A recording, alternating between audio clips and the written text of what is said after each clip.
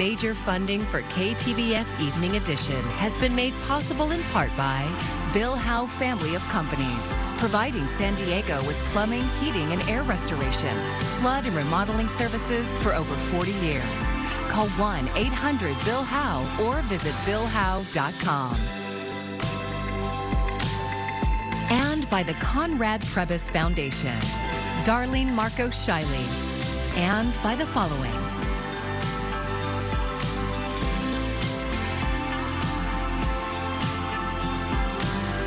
And by viewers like you. Thank you.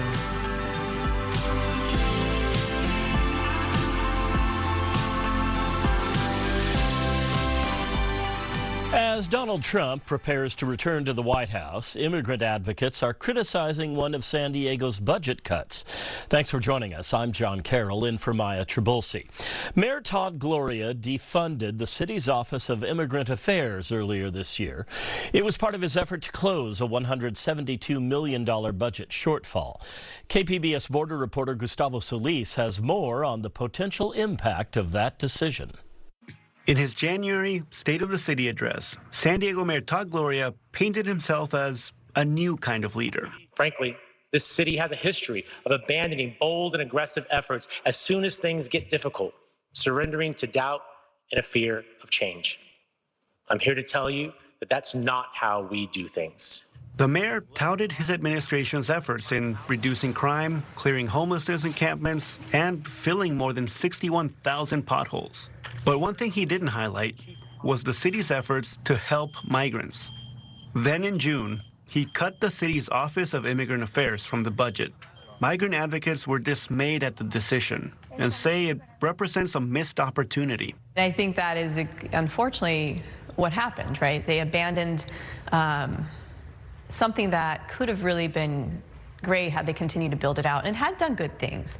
Erin Surumoto Grassi is with Alliance San Diego. In the Office of Immigrant Affairs was, they were holding workshops with community members, helping people, get citizenship, partnering with community organizations.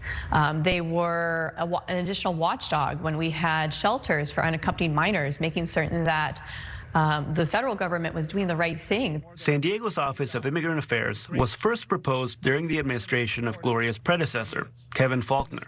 It was part of the Welcoming San Diego initiative, an ambitious plan to expand services to immigrants during the first Trump administration. Gloria's administration formally established the office in 2022. It included an immigrant affairs manager, a small staff, and about $500,000 from the mayor's office.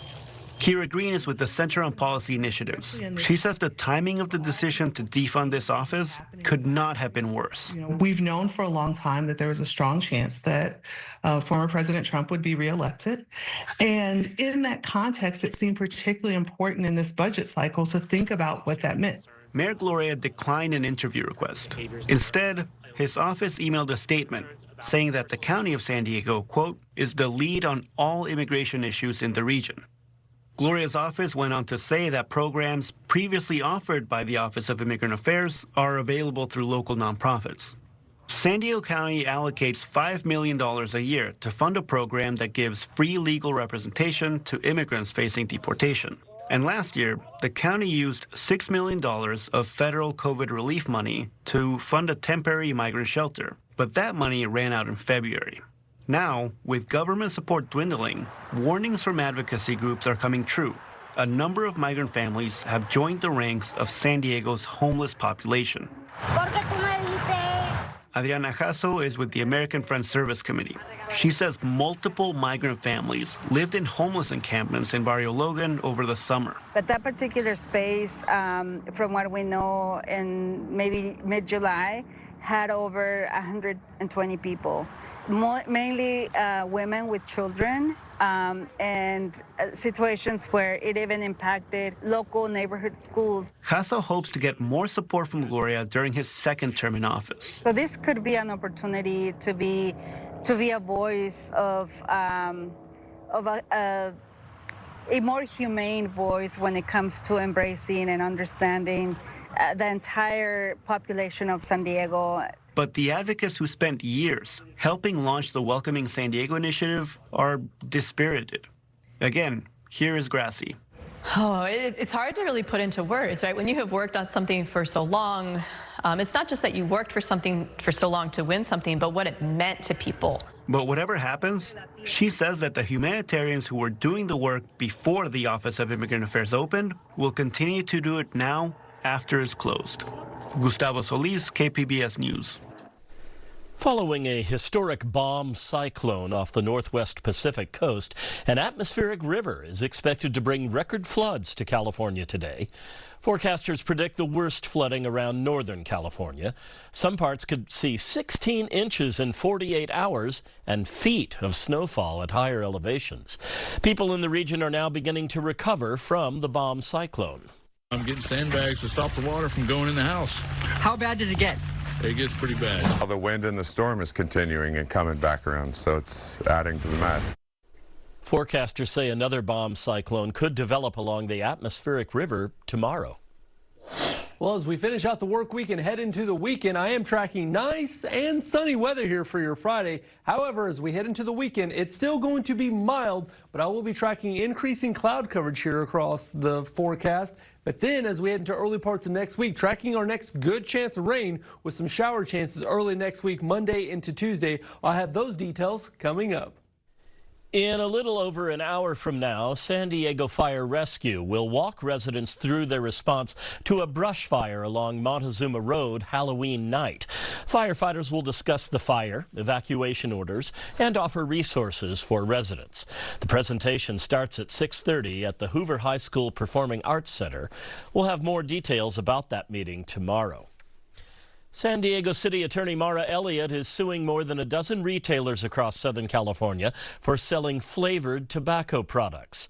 Flavored tobacco products such as vapes are banned in California, and San Diego City law prohibits selling flavored tobacco online. Elliott says they target children with candy-sounding names like glazed donuts, birthday cannoli, and French toast cinnamon sugar. And we do have a concern about that because we know that tobacco products can impede a child's ability to learn, to sit still in class, to participate. So it can impact a child in many ways. They're our most vulnerable users. The suit filed today charges 6 people, 4 chains, and more than a dozen retail outlets throughout Southern California with unlawfully selling flavored tobacco. It comes after researchers at UC San Diego, Cal State San Marcos, and Stanford found that retailers weren't following the laws. Elliott says data from the study will be helpful in trying the case. Nearly half of students in the San Diego Unified School District are not meeting the state standard for reading and writing. That's according to the latest statewide test results. KPBS reporter Katie Anastas visited the elementary school that's seen the most improvement in the district. It's Thursday morning in a 5th grade class at Sequoia Elementary School in Claremont. Frances San Giorgio is an eager participant. I actually love reading, it's my favorite thing to do. More specifically, she loves mysteries. She says kids who aren't big fans of reading now should keep on trying. You just need to find the right book, the right genre for you. Some people it's adventure, mystery, comedy. District leaders are pointing to Sequoia Elementary as a bright spot in the latest statewide English scores. They had the biggest increase in the number of proficient students in the last year. In 3rd grade, just 16% of San Giorgio's class was meeting the state standard. Now, in 5th grade, more than half are. Principal Ryan Cassell says they've found ways to encourage kids to read as much as possible. One way is through dragon tags. Students get tags when they reach certain milestones, like 100 steps or 200 steps. And a step is 15 minutes of reading. So anytime they read 15 minutes, they log it. And then we document it, and then we reward it every week. So we give out the dragon tag that they attach to their backpack. And at the end of the year, if you get 600 steps, there's a snow cone truck that comes and you get to have snow cones. District leaders are looking for tools like dragon tags that could be replicated at other schools. Across the district, nearly half of students tested did not meet the state standard for reading and writing at grade level. District leaders are paying especially close attention to middle school when scores tend to dip.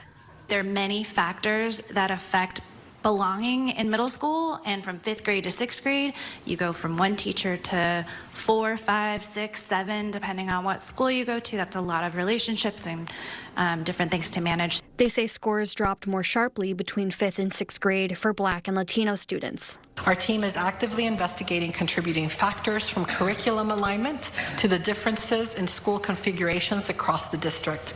We are committed to digging deeper and developing targeted strategies to support these students. The school board will get another update on test scores in March. Katie Anastas, KPBS News. The longtime head of the San Diego Maritime Museum will soon step down. Ray Ashley has led the museum for nearly 30 years. I had the pleasure of visiting Ashley at the museum yesterday to hear his reflections on where the museum has been and where it's headed. The Maritime Museum has been around for a while. It started in 1927 with the acquisition of the museum's crown jewel, the Star of India. The museum was part of the San Diego Zoo until 1948, when it became its own entity. Fast forward to 1995, when Ray Ashley came aboard as president and CEO. But his love of the sea and ships started long before that. My dad settled here after his Navy career and became a teacher. So I grew up in San Diego, and I was always interested in ships and sailing and that sort of thing. Over the years, Ashley has overseen the acquisition of most of the museum's 9 vessels. I asked him about some of the highlights of the last 3 decades. He didn't hesitate to name the construction of the San Salvador right off the bat.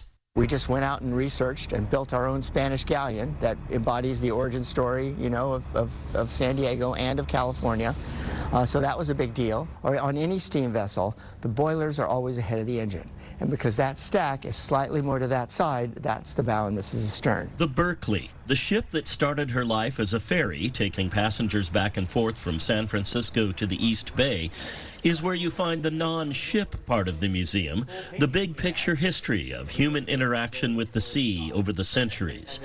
But a key feature of Ashley's tenure is that this isn't just a repository of marine artifacts, a place to park old ships and a 60s-era submarine.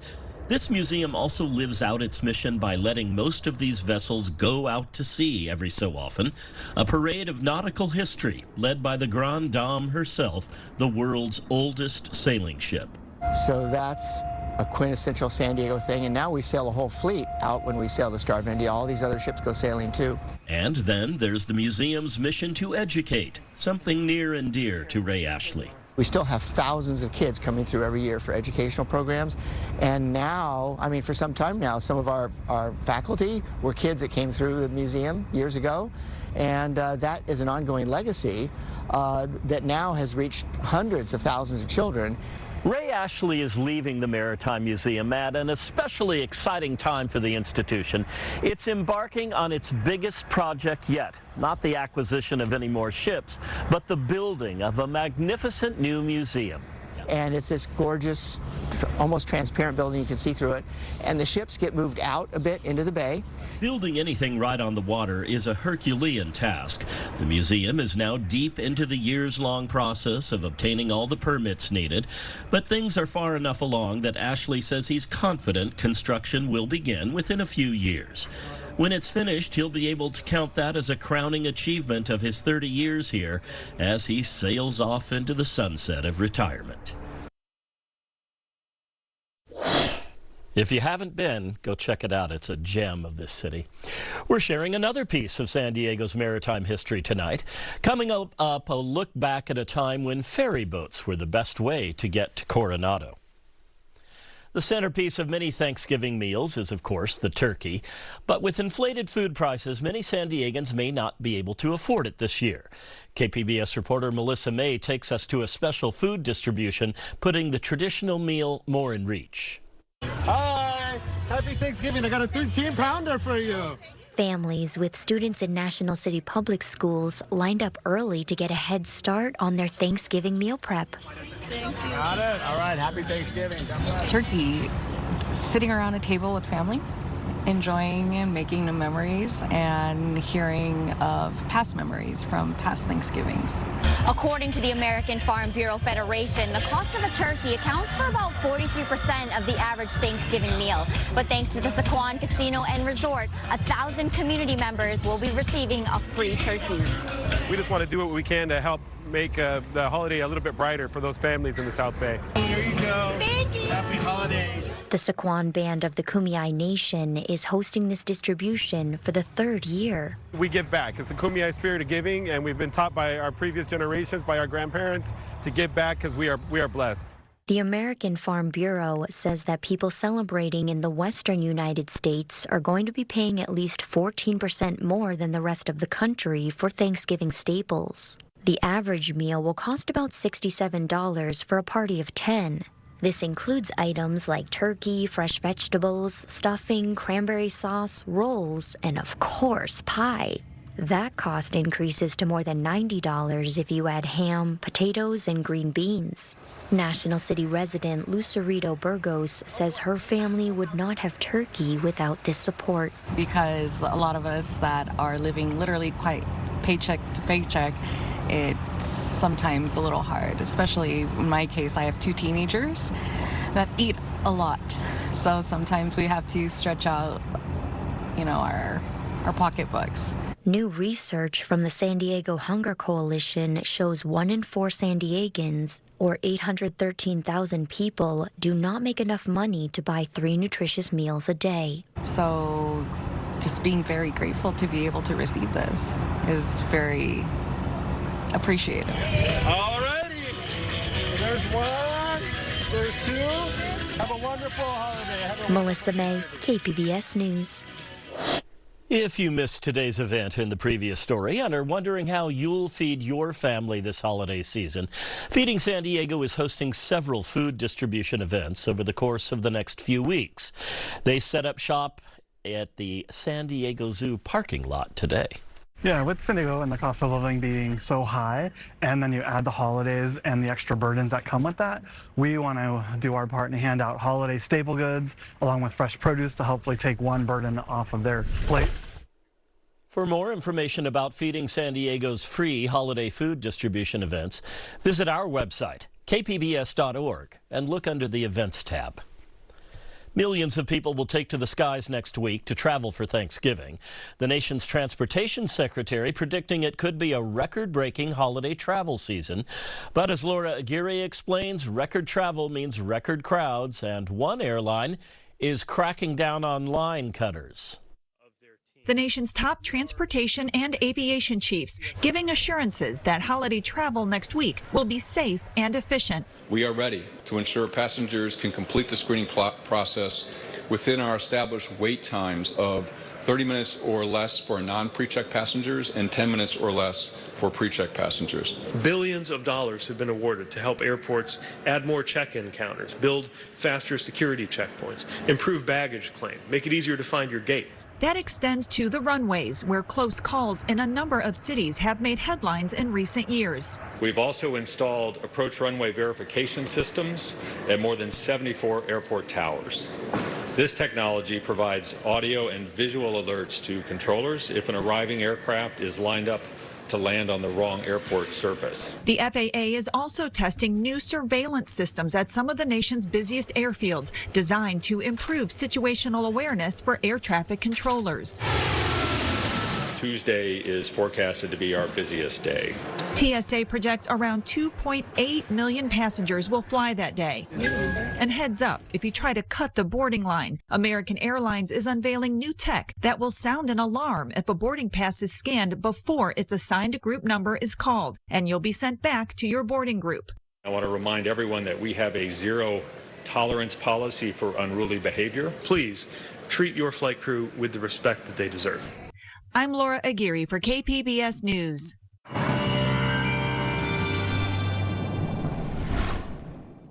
As we head into tonight, I will be tracking some mild weather. Overnight lows will dip into the mid-40s. There will be some low clouds once again near the coast, but across the rest of San Diego County, overnight lows will be a mix of 30s and 40s. Pretty close to freezing tonight for Oceanside and Camp Pendleton, 34 in Ramona, 43 in Chula Vista. Partly cloudy skies here during the morning hours. As we head throughout the day, here's future track radar, 9 a.m. Mostly clear here. We'll have that cloud coverage there across the coast, but overall no rain chances. Most of that rain with that atmospheric river is going to stay across central and northern parts of California. We'll see increasing cloud coverage here as we head throughout the day on Friday. So late Friday we'll see increasing clouds with rainfall trying its best to work its way to the south, but overall doesn't look like we're going to see any rainfall until we head into parts of early next week. So for tomorrow across San Diego County, highs will be a mix of 60s, 70s. We'll even see some 80s in the desert, but overall 75 in Escondido, 67 for Oceanside and Camp Pendleton. Even up in Temecula, we'll see some mild conditions with mid 60s for afternoon highs. For that coast to coast forecast here, your 5-day outlook for the coast, I should say, 67 degrees on Friday, lots of sunshine. Really nice forecast here for your finally Friday. But then as we head into the weekend, there's that cloud coverage I was talking about. We'll see temperatures in the mid 60s. Lows will be a mix of 40s and 50s. There's that chance of rain I was detailing there on Monday. We'll see a pretty good chance of showers, but then after that, high pressure will dominate the forecast. We'll see the sunshine making its way back into the forecast on Tuesday. Inland forecast, we'll see mid 70s for Friday afternoon. Very mild weather. For the weekend, partly cloudy skies. Temperatures will drop back into the 60s before we rebound back into the 70s on Monday. Taking a look at your mountain forecast, 60s on Friday, 50 starting on Saturday before we dip into the 40s for highs on Tuesday. And then across the desert, we'll see 80s on Friday, 70s here for the rest of the weekend. And we'll see overnight lows a mix of 40s and 50s. Are you ready for some nostalgia? Well, if you've lived in our county for a while, you might remember back to the days before there was a bridge that connected San Diego and Coronado, and people went back and forth by ferry boat. Ken Kramer talked with a Coronado historian who has some very personal recollections. When ferry boats crossed between San Diego and Coronado, there was one that became a favorite. Joe Dittler remembers that boat, called the San Diego. You know, it was one of the big old-fashioned slab-sided, double-decked ferry boats that you see up in the Pacific Northwest. Now, the thing about these ferry boats, up until 1969 when the bridge opened, they carried you and your car. They were just a part of living and commuting back and forth across the bay. The way they looked, the sounds and smells of riding them. As a kid back then, Joe fell in love with all of that. It's funny, the ferry boats just had some spell on me anyway, and so many others really too, but you just didn't want it to be over. You didn't want it to end. But when the bridge did open, the ferry boats were sold, and the San Diego, this boat, was sold too. And the San Diego ended up going to the Pacific Northwest, where it operated for a few more years, and then it was retired. There was talk that maybe she'd come home to our county, be a floating dinner theater, but no, she was in decline, tied up along the Sacramento River. There was a series of fires on board, and a bunch of artists lived on board, and the ship just kept going down and down and down. Finally, word came that the San Diego would be scrapped. For Joe, it was sad, all those sweet memories of this ship and what she meant to so many people. The whole ritual of getting on board and riding across the bay had so much simple charm. As a writer, journalist, and historian, he right away made plans to go north to take a last look. I wanted to go up and document it. I thought this was all important, but I think the real thing for me was one last walk on the decks of this ferry boat. Okay, still up on the top deck. What he found was really just a shell of the old ship he remembered from his youth. There was no ship's helm. There was no engine telegraph. The name boards, and she had lovely name boards. You know, she had them all over the place. They were all gone. The anchors, the chain, there was nothing left. Coming down, I'll pan a little bit over to this funnel that Joe was getting hesitant about taking home in his rented van. And then I'll come back one more time and catch Joe checking out the old stack. He did look around for anything that might be put on display back in Coronado.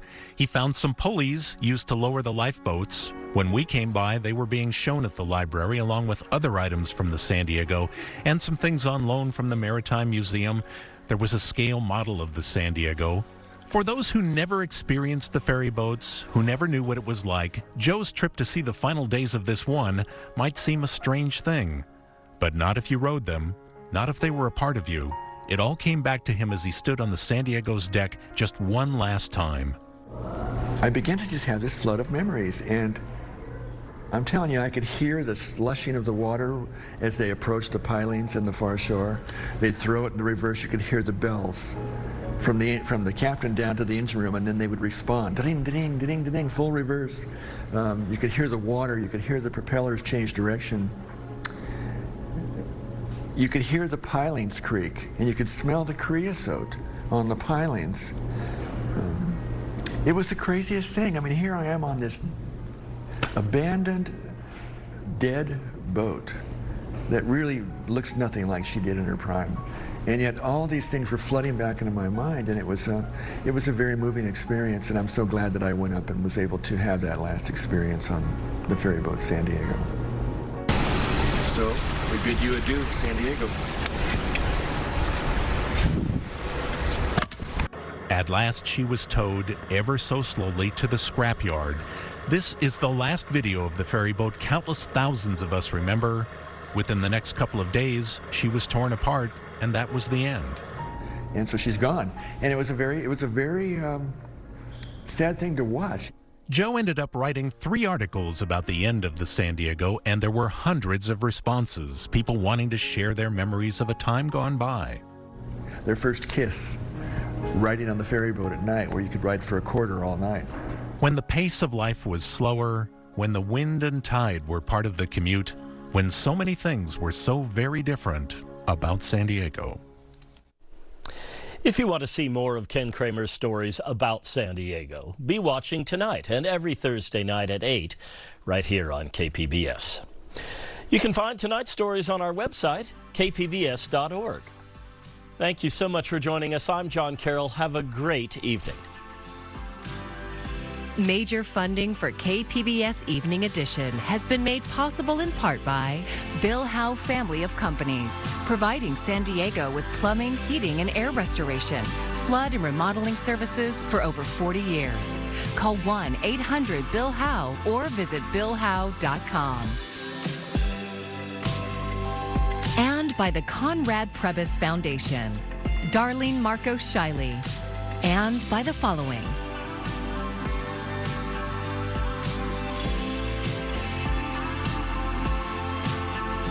and by viewers like you. Thank you.